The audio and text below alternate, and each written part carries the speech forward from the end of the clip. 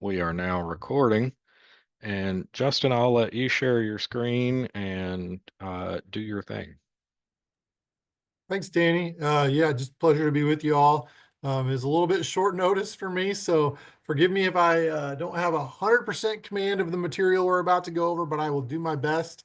And anything that I cannot answer, I will try to get answered for us and distributed through Danny. So, what I'm here to talk about today is the exit survey, as Danny said.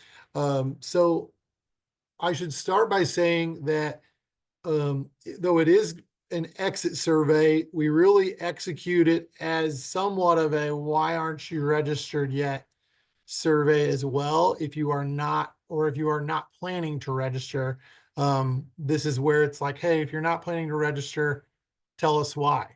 So I'll go ahead and share my screen. And as I share my screen, I'm going to turn my camera off because I am looking over this direction. So I'll spare you all that side profile and try to share my, And I'm watching the chat for you. okay, sounds good. Okay, so this is the email that the students get. I don't want to do that. This is the email that the students get, and you'll forgive, some of these are variable fields, so they look a little wonky, but it's basically dear first name or dear student. According to our records, you are not eligible. You are eligible to register for fall 22 or fall 25 term classes, but have not done so yet. There are no holds on your record that prevent you from registering for classes. To ensure that you're get the classes you need, we recommend that you contact your advisor, and then we auto-populate their assigned academic advisor. And as soon as possible, schedule an appointment and receive a PIN. If you already received your PIN, you may log into Pause and click on registration under the student tab to get started. So this just kind of prompts them, if they have not registered, to start the process. And then this is where the survey comes into place. It says, if you do not plan to register for these terms classes, please let us know by filling out, this is the survey link. So you can opt out of communications about registration in the future. If you're earning a teaching certificate or only need to complete your semester student teaching, you may disregard this message or unsubscribe using the link at the bottom. So this comes from academic advising. The scheduled next time we are going to send this for fall 25 will be April 1st. So students will get this message on April 1st. I believe it's supposed to go at 9:45 in the morning. And then I should also mention, there's a different version of this that mentions their holds. This, of course, says there are no holds in your record. There's a slightly different message for a student that does have a hold, because obviously that's a different barrier to registration as opposed to, just not being registered and we don't know why. So with that kind of being the message, I'll jump into what the survey itself looks like. So the survey itself is pretty straightforward, pretty simple. The first question they get is, which of the following is the primary reason for choosing not to register at EIU for the next semester? And we've got, looks like 16 different options that the students can choose from. So you can see here, this is going back 442 entries. I think we've had this survey in place since around fall 20. We've gotten 442 responses in order of frequency. You can see the number one response is there aren't enough activities on campus to keep me engaged. And then closely following that is students saying, I am taking a semester off, but plan to return. You can also see other options include, at this time, I need to attend an institution closer to home, so proximity. I can no longer afford to attend EIU, so some kind of financial barrier. I did not enjoy my experience, just in general. I just am not feeling it. Changing major and EIU doesn't have it. Trouble balancing school with other responsibilities. Not enjoying life in the residence halls, and then some of these smaller ones, feelings of feeling alone or isolated, not able to succeed academically, disappointed in quality of instruction, and illness.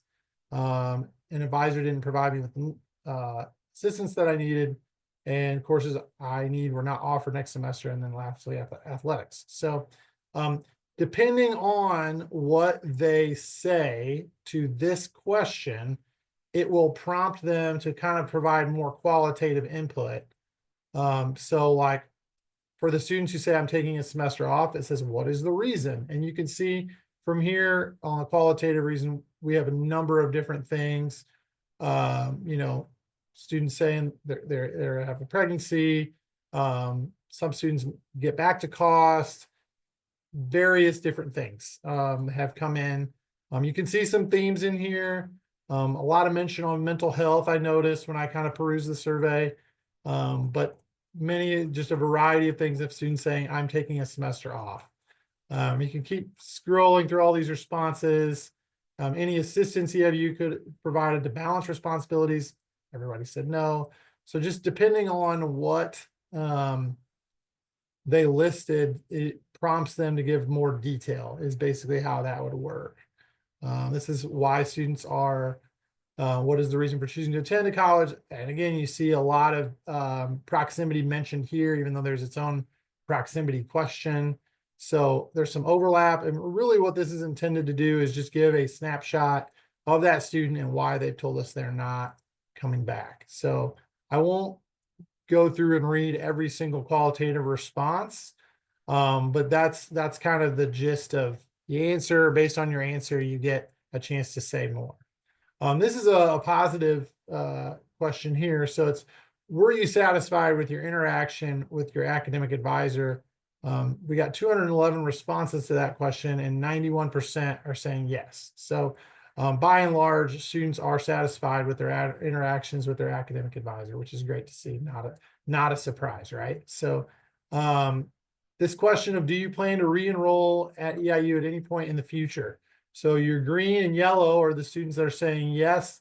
That comes out to about 23%, 23.5% that are saying, yes, I plan to come back. And then there's students that are saying, I may or may not, I'm not sure. And then there's, majority of students say probably not or definitely not. So we do engage them on like, is this a permanent thing? Or are you thinking you might be out for a little bit and plan to come back? Or of course, many students may not know. Are they planning to transfer to another institution now or in the future? Of the 400 responses to that question, about 66% say yes, they do. And, the remaining third are kind of split between no or maybe. Would you like to be removed from all future communications about class registration? The majority say yes. And we do have a way that once we get there, when they say yes, we will take their e-number and enter that into a table, which unsubscribes them from future communications. So that's sort of how that works. You can see we get a lot of e-numbers and terms. Scrolling a little further down these survey, you can see this is the subsequent question for events. The students have said events or activities were a challenge to engage them. A couple students, this student said, it's not the events, but where Eastern's located. Not feeling the probably rural environment here in Charleston. And then anything, but I feel like advertising events, students saying we need to advertise and promote our events more effectively. Justin, Yes, we have a question from Carrie in the comments. She wanted sure. to know if she wanted to double check, did that first page of the survey have an option to say financial issues are the reason for my not returning? Yes, so students do have it says I can no longer afford to attend EIU. Is that option. So that was 11% of the respondents, 10.8% have said I can no longer afford to attend EIU. And I think this is where the qualitative comes in handy, because a student could be financial, but if they just didn't read the whole list and they said, I'm taking a semester off, I plan to return. And then we ask, well, why are you taking the semester off? They could subsequently say, oh, I can't afford it. And that's where, if we leverage this data effectively, we can say, okay, well, are you short $1,000 or $2,000? Is there any scholarship funding that we can give you access to? Have you applied? Is there something with your FAFSA that's holding you up? Are you in verification, et cetera? All those things that can limit, students' maximum financial aid. I just want to get through one other question here that comes in at the end. It says, how could your advisor have served you better? So in the cases where they do say no, we do ask for some qualitative feedback. And then we kind of open it up here at the end of just like, is there any other feedback or insight you can provide to ensure EIU is able to better serve students in the future? So, you see some different scenarios described here. Obviously, these are students who are disappointed in their experience. I don't think anybody enrolls here, with the plan to not finish what they start. So you do see some, students that are frustrated in that question, but um, it's good to have that information and kind of get to the nuts and bolts of what's preventing them from continuing on here. And if it's something we can help or something resources that we need to direct them to, better to know than to not know. The other thing that I'll say is that one of the things that we're hopeful to do with this information is we now have, if you weren't aware, we have a position. It's actually in my area here in enrollment management called our degree completion coordinator. It's Kenya Gonzalez, and our degree completion coordinator has taken on some work with readmission that had been served by the registrar's office, and they're still a key partner for us. But we've kind of tried to scale up our sort of re-recruitment of stop outs and students who've departed and can return in good standing, or can, with some work, become in good standing or earn good standing or the ability to register. So Kenya is available, and we're hopeful to use these survey responses to help maybe engage with the students that say, hey, I want to come back. I'm thinking about it. Maybe 6 months or a year, a couple semesters later, to actively re-recruit them as stop outs. So just wanted to put that on everybody's radar as well. Any other questions or things? Otherwise, Danny, we do have the QR code that you can give to a student if they come to your office or you interact with them. They say, hey, I'm not coming back. And maybe sometimes it's hard to have the, well, tell me why. It's like, well, you can tell us why in the survey if you'd like, with the QR code.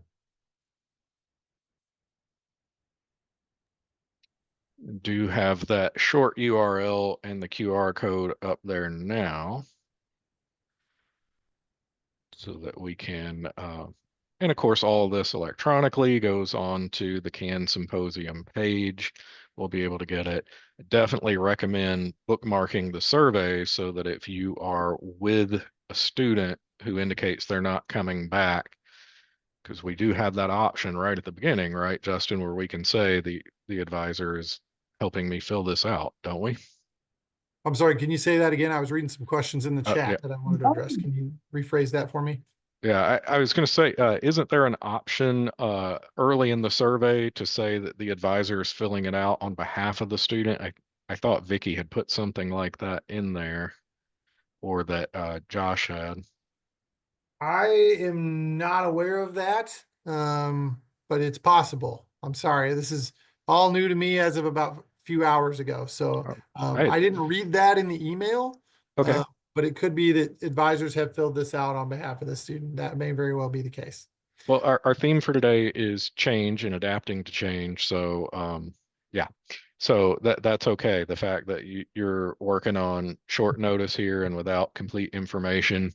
I do know that it is the hope that advisors would be able to use it if they're meeting with a student. That way, as we go later into the semester and we start getting those reach outs, like the ones that I coordinated this year and said, hey, what do you know about this student of yours who isn't registered? We'll actually already hopefully have captured some information. But I do want to let you answer these questions in the chat because those are important as well. Yeah, I see Sam's question says priority students will only have 24 hours to register. If you send it on April 1st, does it go to all students? I believe that it's set up to go to any student who's unregistered. I did not realize that that was only a 24-hour window. So I can share that feedback with Vicki Phillips, who coordinates this survey. Goes out via Argos, and Vicki is our Argos expert. So I will see if we can push that back. If our advising team wants to collectively kind of say, hey, this is how much time we kind of want to give. I think we can probably move that back if there's a timeline that's more appropriate, because I agree, just because somebody's not registered one day after, maybe isn't the time to prompt them like, hey, what's going on? So that's good feedback. Yeah, because the freshmen, I don't think register, the freshmen and sophomores register on the 21st of April. So they, I think that's correct, right, Danny? No. Or 14th maybe? Uh, Yes, but the way this thing is configured is it will only target those who have been eligible to register. So if your date hasn't come up Got it. yet, it will not send you that Oh, email. But okay, but Sam's point very much still flows. yeah. And then in terms of a response rate, Carrie, for a response rate, are you wondering how many students who could respond do respond? Yeah, like how many surveys were sent out? Because there was like 211 or something like that that answered. How many students, was that like in just a certain time period or when was Yeah. that? Yeah, So the results that I have, this is pulled over um, I have multiple years, and I can tell because a lot of students are citing COVID as part of their reasons and some of the answers. So I've got 442 total rows of responses, and that's going back several years. So I would say that the response rate in that context is pretty low, if students, but survey response rates across the board, we do several surveys here, and that's kind of expected. I would love to, um, see it increase, but it is an optional survey. So if there are thoughts on how to increase, survey response rate, I think that'd be great for us to just try to game plan on that, brainstorm on that, and see how we can get more data. I'm always in favor of more data because that can influence decision making and resource allocation and such. So, yeah, great yeah. question. Yeah, and having the advisor have access to be able to help the student do it would be great, because anytime we know someone's leaving, we can immediately say, hey, can you quickly fill this out, before you go, just so we have the data. Yeah, I totally agree.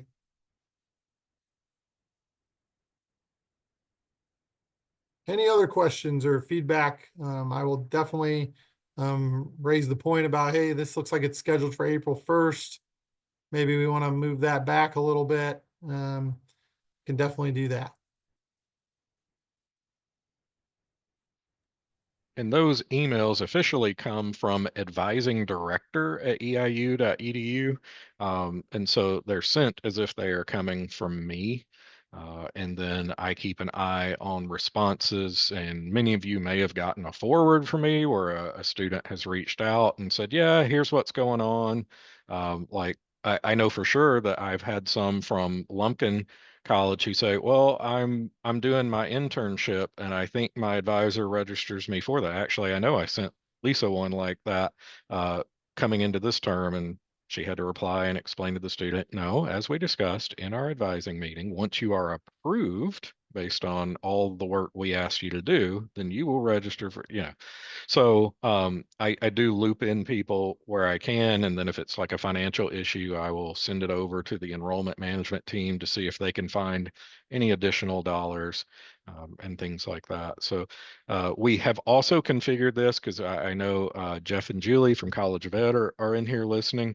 We've also configured this to ignore College of Education majors in the TLF departments who are in their senior year, because a lot of times it's a block thing or it's a student teaching the STG class. And we don't need to be stressing them out by saying, hey, why aren't you registered? And they're like, oh my goodness, did I not do something right? So Good it deal. only, Thank you for yeah, that, Danny. yeah, it only took me one semester of seeing some very good students stressed out, and Vicky and I were able to fix that immediately. Even though we tell them, and I told them today this when I'm advising, you will get emails constantly. It's okay, just ignore. So maybe they won't get those emails and they may email me saying, I'm not getting those emails. So it's all good. Well, and that happens with students in other programs as well. And it's not even a case of where the student is expecting someone in the department to register for them. Maybe they're waiting on a transfer credit or a final transcript to get, a prereq counted so they can get what they want, and they'll respond and tell me. And so in that case, I might say, well, Justin, thank you for letting me know your plan. I'm glad that you and your advisor have a good strategy for this. At this time, you will still be getting these emails from me, but don't feel inclined to respond unless something changes in your situation. Like I know what's going on with you now, but you're still on my list until you get registered. So I try to take away as much anxiety as I can when they interact with me. Um, but it's not a huge traffic flow in terms of the response to my inbox. It's maybe 3 to 5 students a week once it starts happening.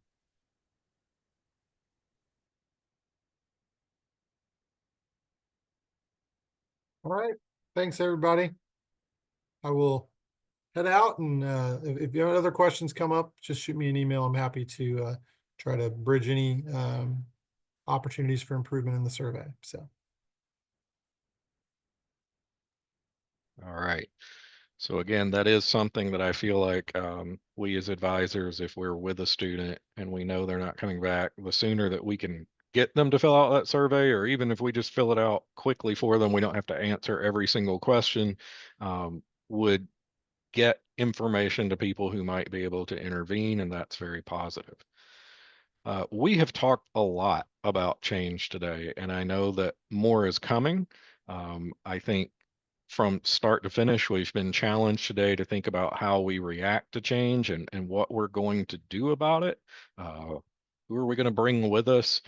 For sure, the people who do the work of advising have tremendous influence on students, but we've got people listening to us. I mean, Dr. Cheney was talking to his crowd today, but he's been consistent in the 3 years of the advising symposium that he really cares about advising. And so when we've got leaders like that who will listen, we should be aware and take these opportunities to speak up and say things.